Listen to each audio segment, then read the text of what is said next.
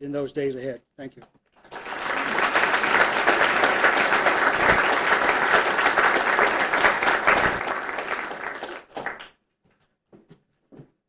Thank you, Mr. Holmes. Finally, I'd like to introduce Mr. Ronald Strominski, principal of Wakefield Memorial High School.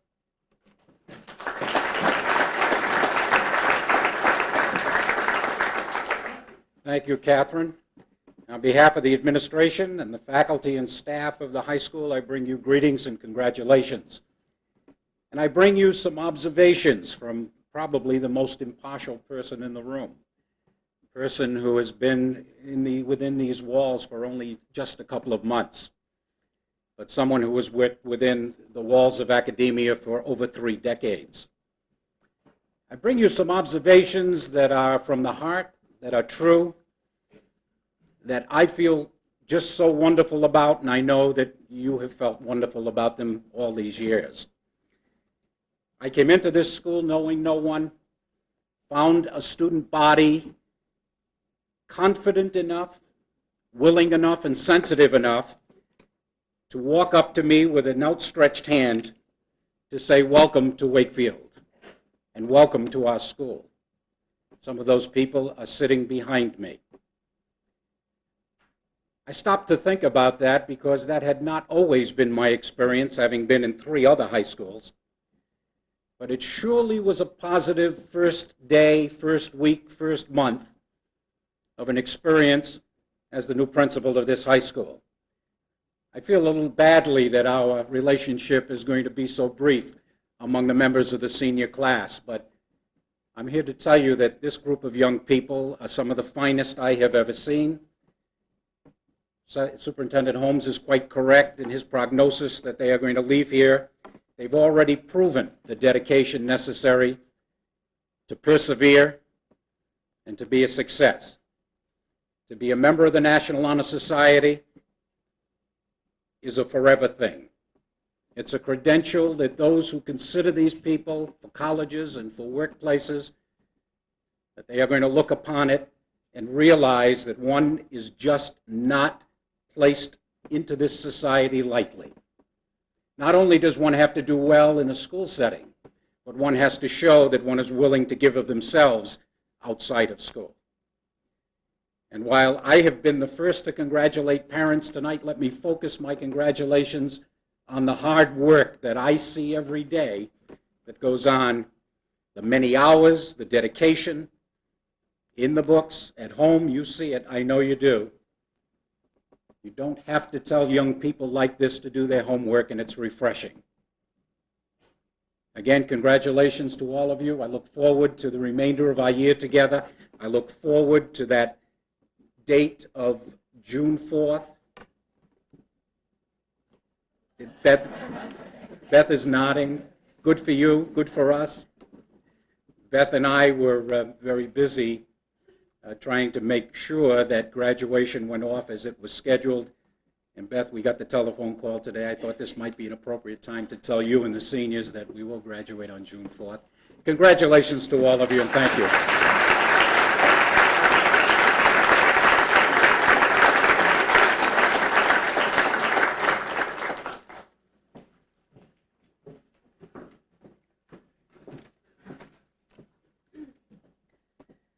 Mention the word scholarship to any high school senior, and chances are he'll see dollar signs. Too often, scholarship takes on a modern-day meaning of money for college. But there's a meaning that goes beyond this, a definition that surpasses the monetary connotations brought up by the word scholarship. This definition is the state of being a scholar, of possessing the yearning to learn. It means setting out in pursuit of knowledge. Yet all too often, scholarship is taken for granted. A person should not only learn to find the answers, but understand the reasons why he is finding those answers. For example, a student must learn history not for the sake of knowing hundreds of facts, but to prevent the same mistakes from occurring again. Knowledge only benefits those who know why they are seeking it. Scholarship means being an individual. There will always be times when the answers cannot be found by gaining knowledge, and this is where scholarship comes in. When Einstein discovered his theory of relativity, It was not printed in the books in front of him. Instead, the information he needed was there. It took the mind of the individual to use that information and add a little of his own creativity and thought to discover a truly unique concept. In the same way, being a scholar means using your knowledge and seeking answers beyond what is known. It means thinking beyond the established limits of society and questioning what if. Those two words have brought man to the boundaries of space and time.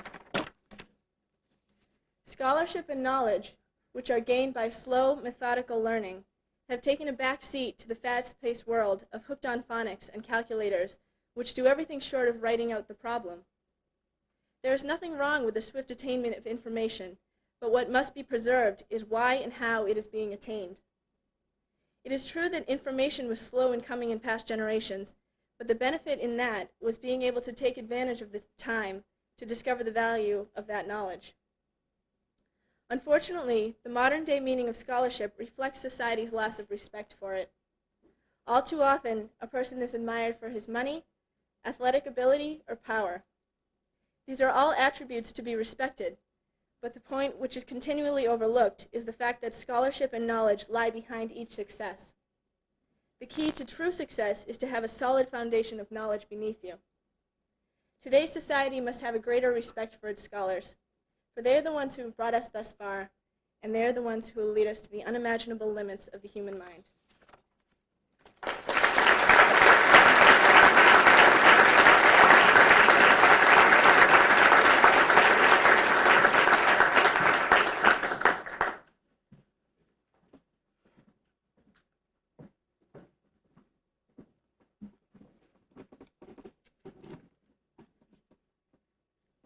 I light the candle for scholarship.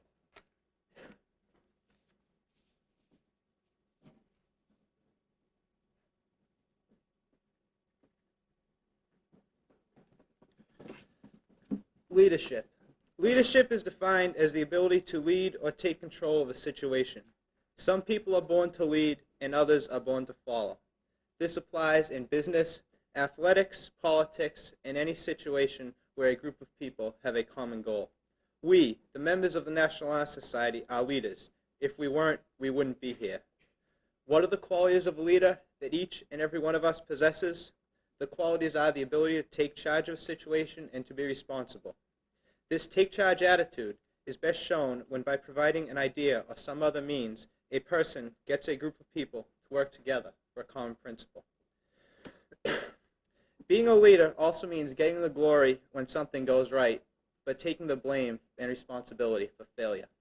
Since the beginning of time, leaders have always been vital in society. Leaders are people who always rise up in the face of danger and adversity.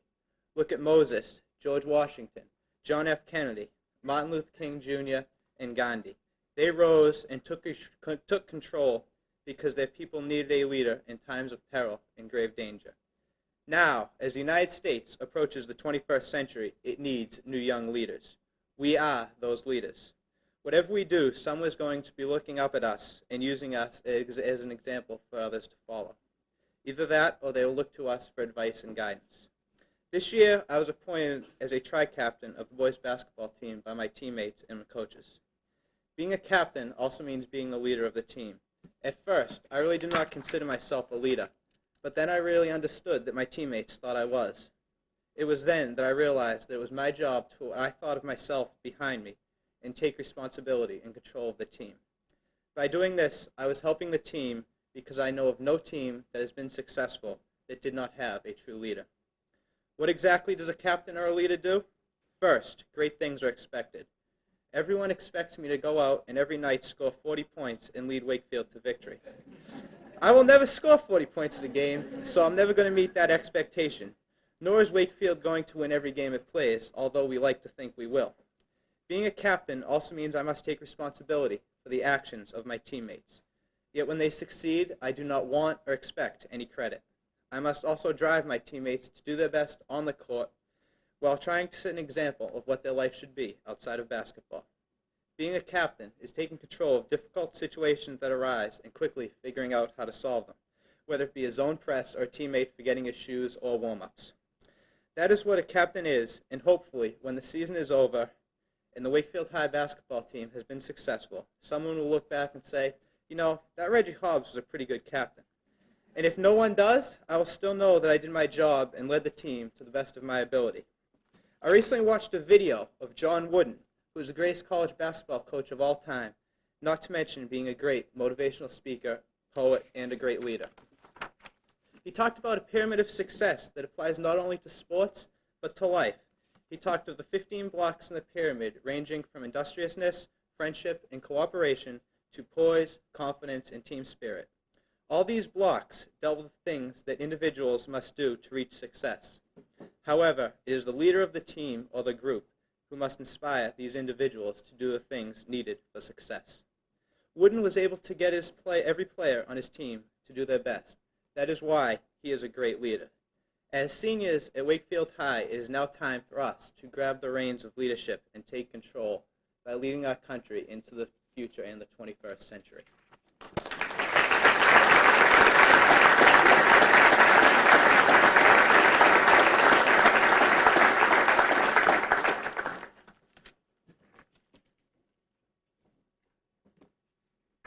I light the candle of leadership.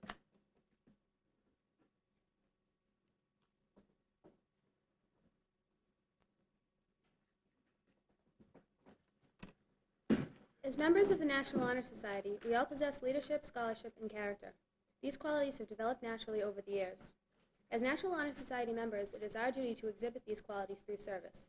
Whether this service is through the church, the school, or by coaching the local youth team, it is a responsibility that we, the leaders and the scholars, must take willingly.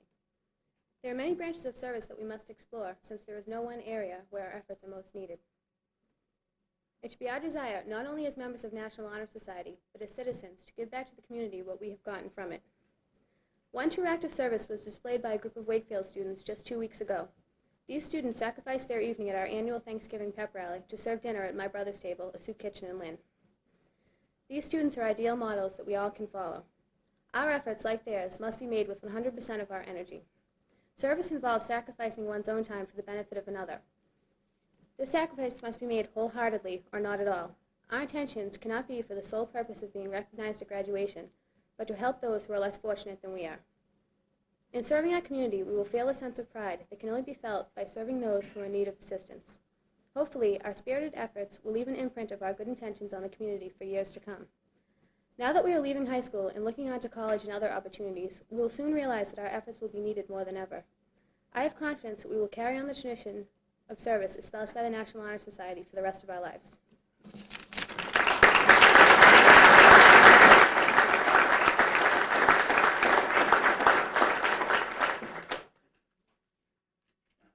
I light the candle of service.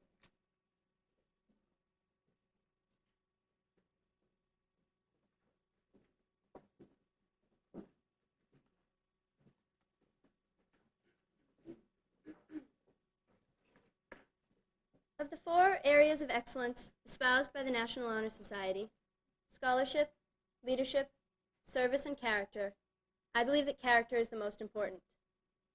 Without strong character, a person's scholarship would be questioned, his leadership rejected, and his service unwanted. As a scholar, one must work independently and honestly. As a leader, one must have conviction and confidence. And as one who lends a service, one must sacrifice for the benefit of others. Some of the finest examples of character are those described by President John F. Kennedy in his book, Profiles in Courage. In that book, President Kennedy recounted acts not of physical courage, but of intellectual valor. The men Kennedy wrote about evinced strong character because when faced with a political dilemma, they chose not the popular path or the politically expedient path, but rather the courageous path. They followed their conscience. As Kennedy wrote, some were right in their beliefs, others perhaps not. Some were ultimately vindicated by a return to popularity. Many were not. Some showed courage throughout the whole of their political lives. Others sailed with the wind until the decisive moment. Some were courageous in their unyielding devotion to absolute principle. Others were damned for advocating compromise. Kennedy discussed several senators from various phases in American history. The example which stands out the most in my mind is that of Senator Edmund Ross from Kansas. Immediately following the Civil War, Senator Ross demonstrated political courage by supporting President Andrew Johnson, who was the subject of a bill of impeachment passed by the House of Representatives. Ross believed that the congressmen of his own party, themselves corrupt, had concocted charges against the president for their own political purpose of removing him from office. Withstanding verbal and physical threats, Ross stood his ground, demonstrating the courage to do what he felt was right, despite the consequences to his own career. Ross deserted his party and voted not guilty. The final Senate vote was 35-19 in favor of conviction, but short of the two-thirds necessary. Ross was defeated in his run for re-election, but he has been vindicated by history. Profiles in Courage is a book about history and politics, but it is also a book about character. Kennedy's focus was morality, and how throughout United States history, men of principle have stood up for what they believed was in the best interest of their country. Although politically courageous acts of the past seem remote from our lives as Wakefield High School seniors, we can use lessons taught to guide us. We have already had to define our individual characters, whether it was through loyalty to our friends, honesty in our work, or confidence in our beliefs. Now, as we look to college and beyond, we will face even more challenges and will have to draw on our unique definitions of character more than ever. But as long as we keep in mind the lessons of character that we have learned from both history and from high school, we can achieve immeasurable success. Thank you.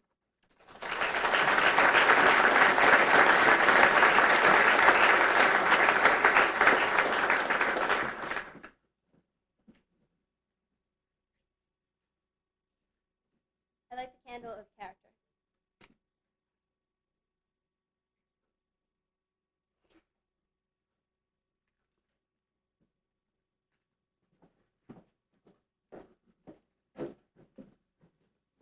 There are only 4 candles on the table, but I really believe there are 47 candles here because each of these students shines brightly in terms of character and service and leadership and scholarship. They have proven their brightness since their kindergarten days, and I really believe they will be candles to lead us into the darkness of the future, and they will take their own very special light with them. How lucky we are as teachers and parents to be blessed with such children. I share your pride tonight. Some of these students I have known since they were little children, and most of them I have had in class at some time or other. They are very special to me, and I think it's extraordinary that in a graduating class of somewhat over 200 that we have 47 members who have been chosen for the National Honor Society. I don't ever remember that happening, and I've been around a long time.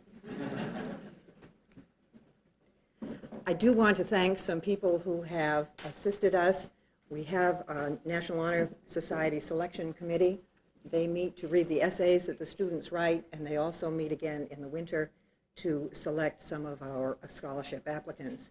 And I know some of those people are here, and I want to thank Mrs. Copey and Mr. Blanchard, Ms. Hurley, Mrs. Orelli, Ms. Kossuth, Dr. Ciampolillo, Ms. Dubois, Ms. Smith, Mr. Ryan, Mrs. Willis, Mr. Hall.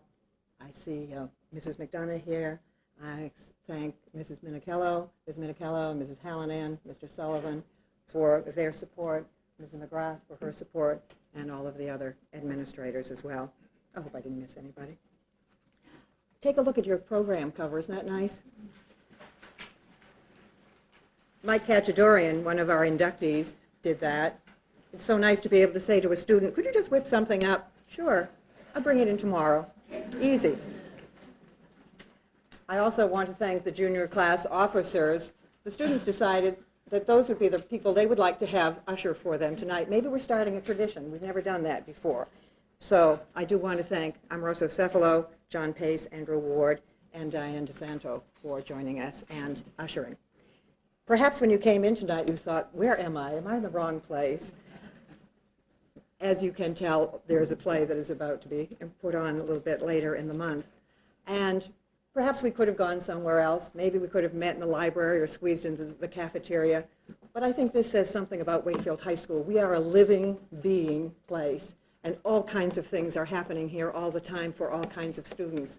And so these students have the stage for tonight, but some others will have the stage on another night. And I guess maybe that's what education is all about.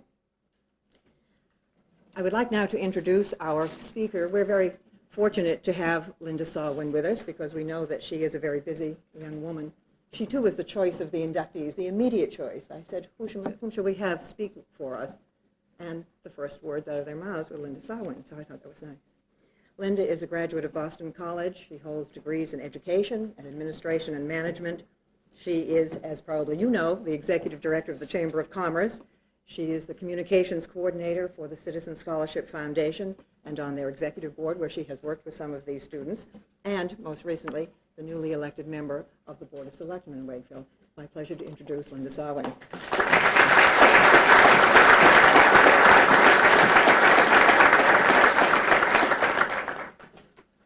Superintendent Holmes, Chairman Scully, Principal Straminsky, Assistant Principal Sullivan, Ms. Lind, parents, teachers, and especially honorees.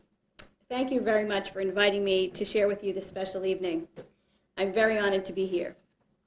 As I look around the room, I see a room full of very proud parents, friends, and teachers.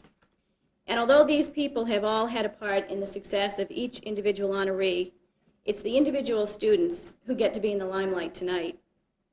Being inducted into the National Honor Society is not something you've earned overnight. You have all worked hard for a very long time. You have stayed in after school and sacrificed much of your free time, especially your weekends. You have probably spent lonely hours in the library or in your rooms wondering whether or not all of this studying was worthwhile. We are here tonight to reassure you that it was. As inductees, you are receiving national prominence, respect, and recognition. Do not underestimate the importance of this honor. You will now become members of a very select and distinguished group, and no one will ever be able to take that honor away from you. At ages 16, 17, and 18, which are difficult ages in life, you have realized the importance of studying and applying yourselves, and you chose to work hard and learn as much as you could to better yourselves. You had not taken advantage of this time in your lives to do this, and you may never have the chance to do it again. You have already done something very special that will help you for the rest of your lives. Not many high school students can say that. We all go through only one high school, but once you have distinguished yourself, you will remember this and carry this with you for always. You have chosen to use the opportunity of learning to its fullest advantage. Someone once said, and I think it was Cher, our lives are not dress rehearsals. We only go through once. This is it, and believe me, you're doing a great job. You have set yourselves apart in a very positive way. Abraham Lincoln once said, I always prepared myself for the opportunity I knew that would come my way. You too are preparing yourselves for many, many future opportunities. Too many times, when older people look back on their lives, they say, if only I had had the chance to. By studying and sacrificing the way that you have for the past 3.5 years, you are preparing yourselves for that chance so that you will be ready for it when it comes your way. In our society, many of us are caught up in a sense and need for immediacy. We want to be rewarded right away for the things that we do. We hate to wait. You have not fallen into that trap. You have devoted, sacrificed your time and energy in your high school years to better yourselves for the future. Maybe you have some ideas and thoughts of goals you would like to achieve in your lifetime. You have given yourselves a solid foundation by teaching yourselves how to work hard and especially to be patient. You must now continue to build upon this base by believing in yourselves and what you can do. You must continue to have courage to set new goals and to dream new dreams, but then you must have the patience to watch them evolve and unfold. In the end, I do not believe that success in life as a person will be measured by what job you hold or how much money you have made. These are only tangible measures. The most important measure of the worth will be in the type of person that you become and the way in which you choose to live your life. If you are loved and respected, kind and helpful, if you take risks and continue to grow and to learn, if you treat all people fairly, then you will be successful, regardless of your profession and regardless of how much money you make. In whatever you choose to do, you must adhere to a high level of self-discipline and ethical conduct. You already know about self-discipline. You chose not to be lazy and not to take the easy road when you chose to work hard and to study. In the future, you must continue to do more of the same. Being ethical is another matter. You will have to make tough choices and decisions in the future that will not be easy. In some ways, it is only because of the election that I've just come through that I realize how hard this can be. I chose to run for the position of selectman because I was concerned about Wakefield and the quality of life that goes on here. I believe that as people living here, we need to take responsibility for that life. I was tired of hearing stories about rising crime and domestic abuse and small businesses failing. But at the same time, I did not feel as though I was doing as much as I could to change and protect the quality of life here in Wakefield. I ran for office because I thought I could bring a different voice to government, voices that had not been heard before, the voices of people like you and your parents and your teachers, friends, and neighbors, the voices of people who were not politicians, but who were genuinely concerned about life in our community. I was prepared and willing to make the effort and to do just what I could.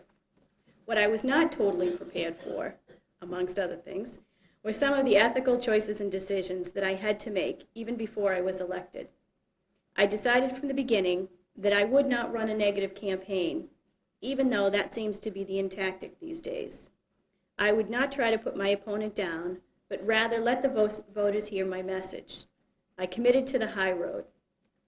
In the days after I made these decisions, and before the final votes were tallied, I was not sure that I would win. No one but my family knew of the decisions I was making, and therefore no one was crediting me for being correct and making strong ethical and valued decisions. The issues that I faced were small, and I by no means made all the right decisions all the time. But during the campaign, it was reinforced, and I will extend this message to you tonight. You have to be who you are, and you have to be true to your beliefs and your values. In a perfect world, nice guys would always finish first. Unfortunately, we don't live in a perfect world. But we will live in a better world if you continue on the path that you have already chosen and begun by working hard, by continuing to educate yourselves, and by measuring success in life by quality and not just by quantity. I congratulate you on the work that you have done, and I think that you should be proud of yourselves and enjoy the recognition. You certainly deserve it. But there are other people who are with us this evening who deserve recognition. I'd like to ask the parents of all of the inductees to please stand as your students applaud you for your time and efforts and for your support for them for the last 20 years.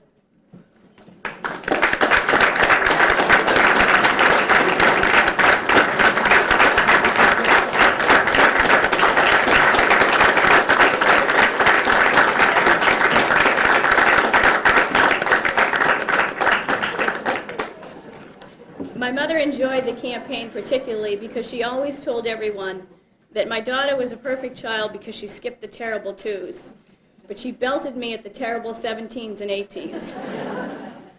Fortunately, she's not here tonight to tell you some stories. I do have a funny story that I would like to share with you tonight. A few days before the end of the campaign, it was around 1:30 in the morning and the telephone rang. It was the Wakefield Police Department. And I was afraid it was one of those calls that we all hate to get. But from the police officer's voice, it didn't sound like he was overly stressed out or anxious. And he said, "Is this Linda Solomon?" And I said, "Yes, it is." And he said, "I'm from the Wakefield Police Department. And I need to tell you that there was a scavenger hunt that took place in Wakefield this evening." He said, "I'm not sure whether it was the students from Wakefield High School or the students from Nazareth Academy, but somehow your lawn signs ended up on the list of scavengers."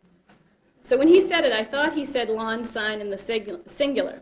And I said, "Well, I have 300 lawn signs up right now. If they took one lawn sign, they can have my one lawn sign." And he said, "I think you probably want to get up to Nazareth Academy just as quick as you can."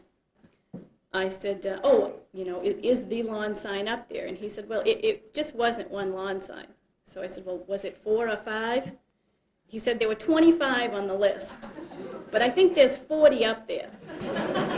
So I said, 40 lawn signs, a few days before the campaign. So I got off the phone and I called a few of my friends with trucks and I said, "There's a stack of lawn signs at the front door of Nazareth Academy. I need some help going to pick them up.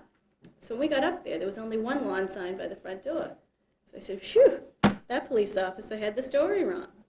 As we're looking around the campus, in front of me, directly in front of me, is the Blessed Mother, with the baby Jesus in her left hand and the Linda Sawin selectman sign in her right hand.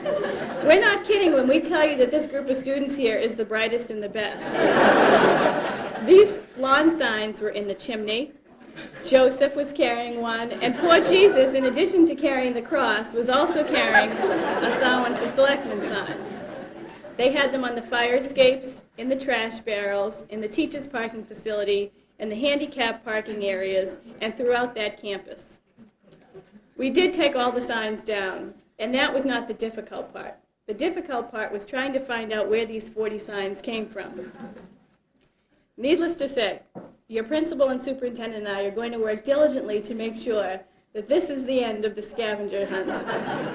I am offering here tonight to stay out all night on your front campus to make sure that in April we do not have another scavenger hunt. The end of the scavenger hunts. I would also like to end by saying one thing to you. Several of you I have worked with through the Citizens Scholarship Foundation. Now I think I know you personally through the scavenger hunt. I've seen many of you in your local jobs that you have, and I commend you for, in addition to being able to carry on your studies, that you are able to work to help to put the money towards your schooling. Trust me when I tell you that your parents are your best friends, and they will be there for you for life. This is a difficult stage, and I do remember well, when my mother picked out black, I chose white. When she changed her opinion to white, I chose black. But I can honestly say I would never be here today if it weren't for them and their dedication to me. The 18 and 20 hours for 10 weeks during the campaign, when my friends, my supposed friends, had long gone been to sleep, my parents were right there for me every step of the way, just as your parents will be there for you. And I close by saying there was an entire musical production that was done based on 5 words, and it was The Wizard of Oz. There's no place like home.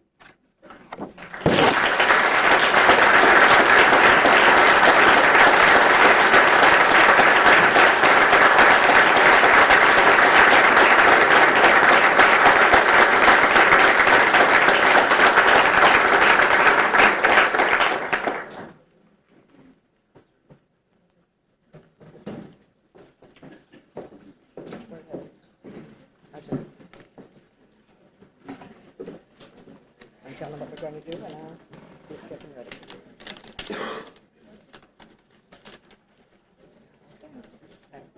There you go. And there you go.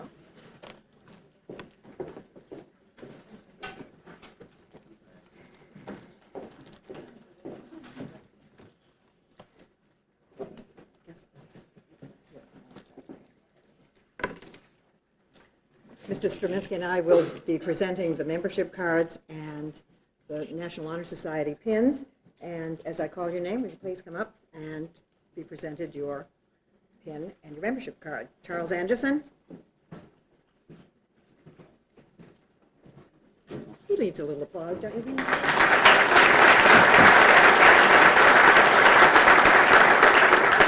Lauren Anderson.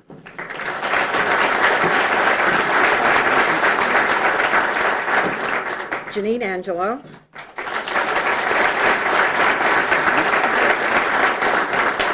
Stephanie Began.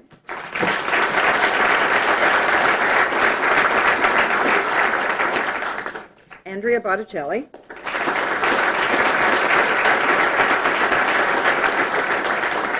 Brian Burns.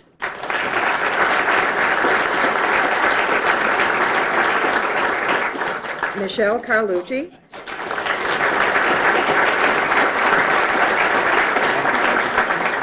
Gina Sinigliaro.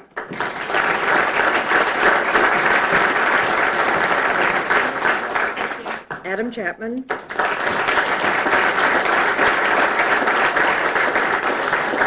VJ Cherian.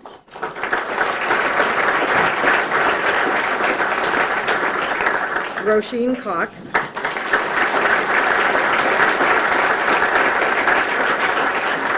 Susan Curran.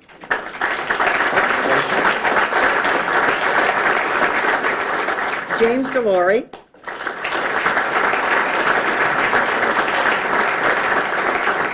Mary DeTono.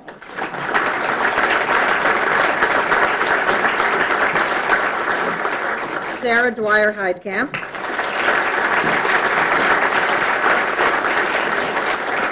Erin Egan.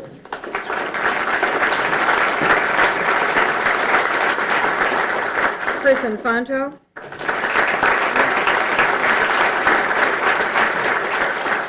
Jamie Eng.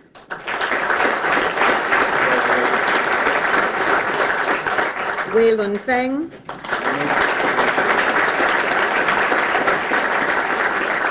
Nicole Grasso.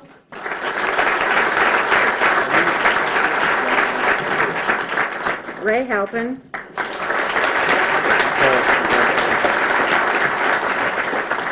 William Hegarty.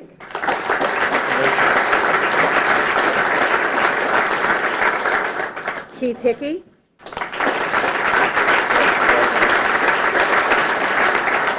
Lauren Hurton.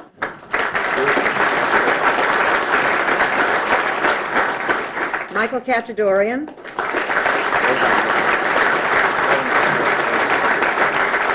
Julie Laidlaw.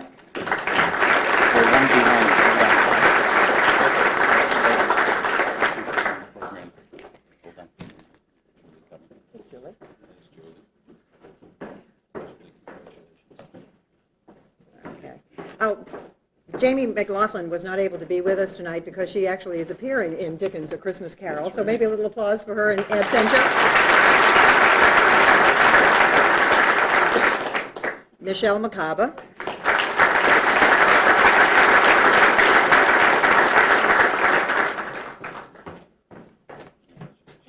Leslie Mosier.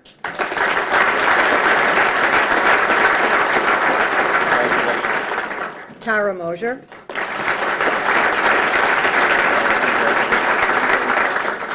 Jennifer Rebele.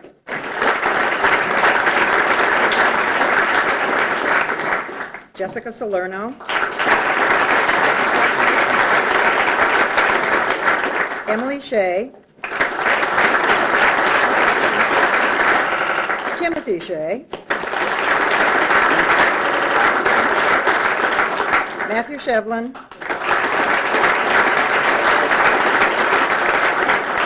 Paula Silva.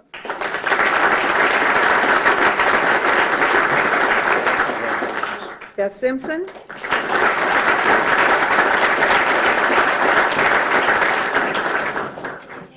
Caitlin Scully.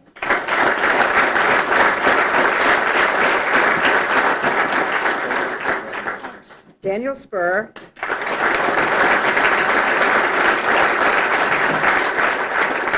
Matthew Sullivan.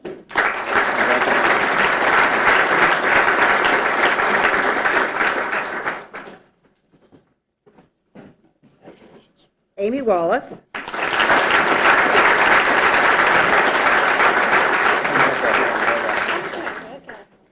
Kim Wasserbauer.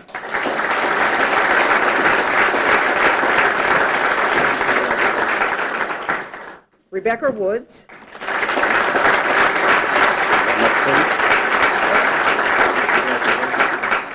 And our officers, Treasurer Stephanie Watson.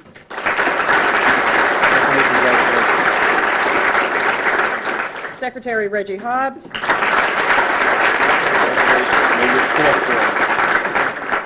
Vice President Maria Muti.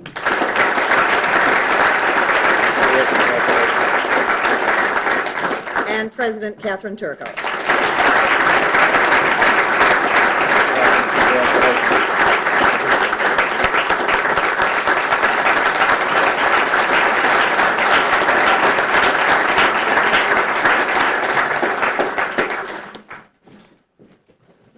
Will the inductees now stand and lead and join with me in the National Honor Society pledge?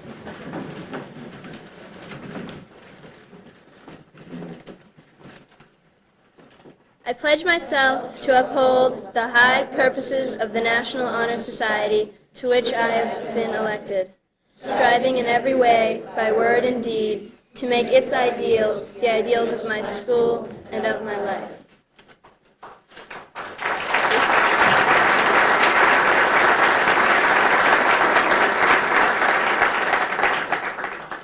that concludes the ceremonies. We invite you to join us in the caf for refreshments. Thank you.